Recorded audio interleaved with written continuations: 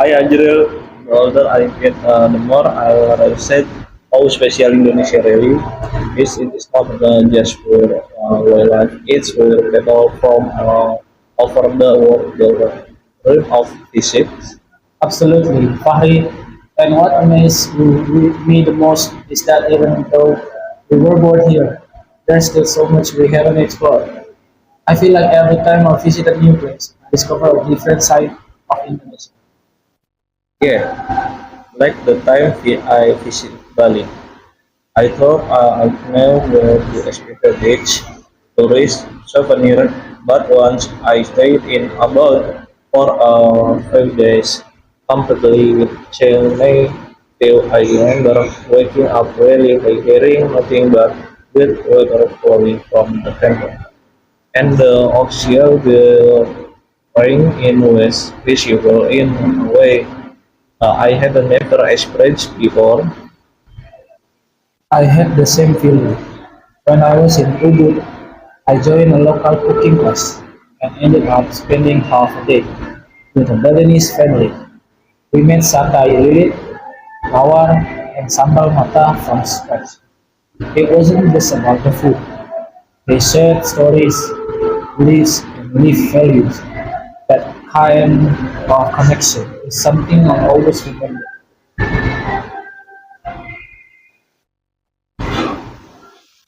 Actually, Elisha joined the profession ritual theater employer. Uh, Honestly, I didn't plan to, but after watching how skincare everyone wears, I felt proud to as move it through each weather content.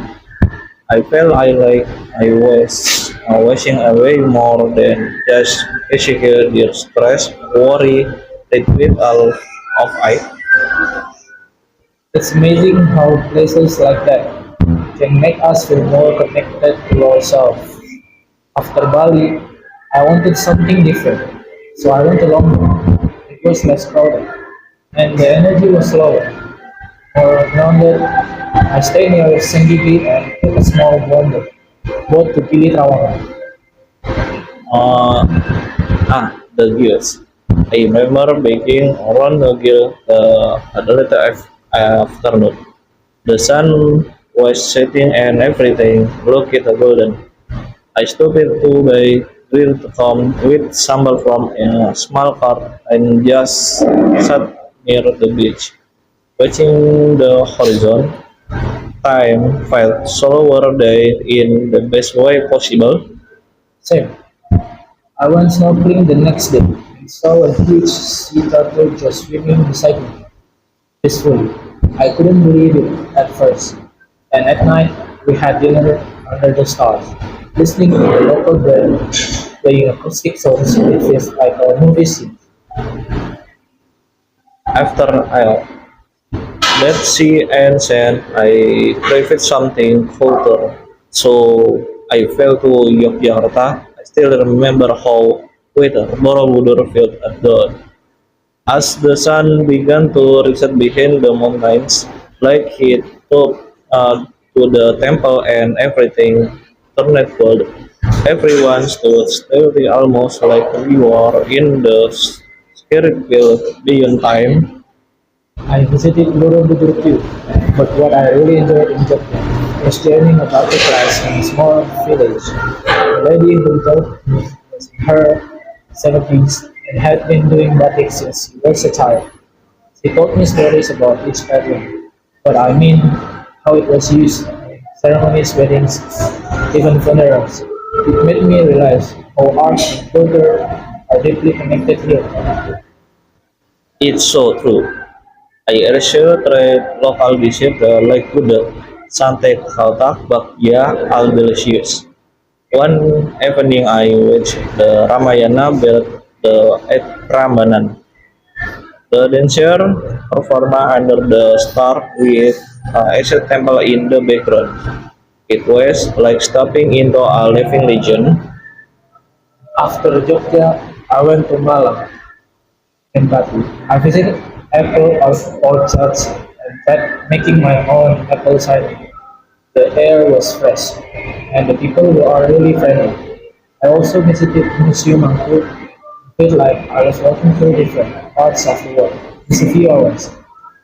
Malang is so underrated. I like to Koban Rodan waterfall, and I swear I stood there for 20 past minutes just listening to the water and breathing the forest air. It was one of the most relaxing moments I ever had. I love moments like that.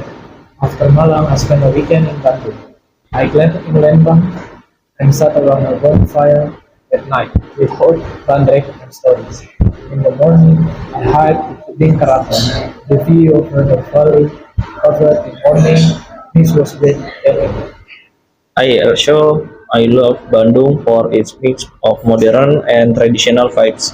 I visited several caves, the went to Kawah Putih that looks like something out of fantasy movie, and I joined a pottery class in Dago that was surprising calming.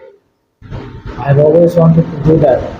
Did you ever make it to Labuan Bajo? Yes, and never forget.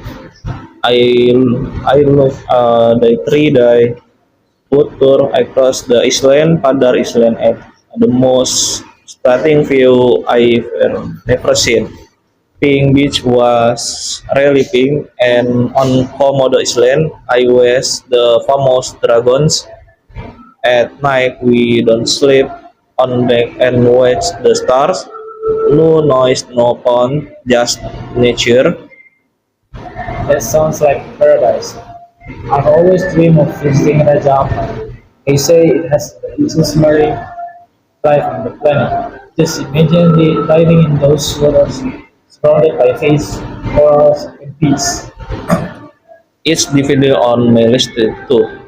I also I went to explore Wakatobi, Togen Island, and Derawan. The eastern part of Indonesia feels like an untamed treasure. I once visited a village in Flores during a local festival. They didn't speak much Indonesian, but they invited me to eat with them dance, and take part in rituals. That night, I felt something I can't describe, like I was part of family. I had just me. That's what I love most about traveling here. It's not just the place, but the people, the stories, the little and specific moment that stay with you. You know what? We should make a place. Let's visit every major island before we turn 30. Not just the famous ones, but the remote hidden ones too. I am stretched 32% in the world, record everything, photos, journals, videos, no for likes or followers, but to document a journey of connection. Yes, maybe one day we'll show it to our future kids and friends and say, this is what home looks like. This is Indonesia. So, what's the next the map? How about Maluku? Beautiful plains, rocks, clear blue water, and those last Arplani vibes. Perfect. Let's start planning. One island and at a time. To discover better connection and falling in love with our country over and over again. To Indonesia and to every moment that make us proud to call it home.